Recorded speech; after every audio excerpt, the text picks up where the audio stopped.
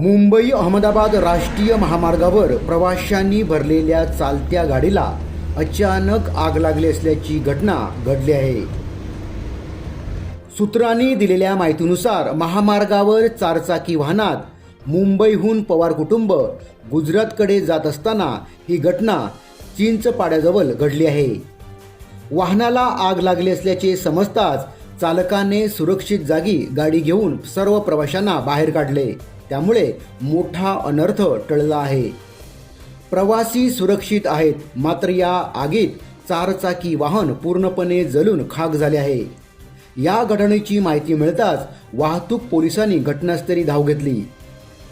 सदर चारचाकी वाहन हे निसान कंपनीचे असल्याची माहिती मिळत आहे।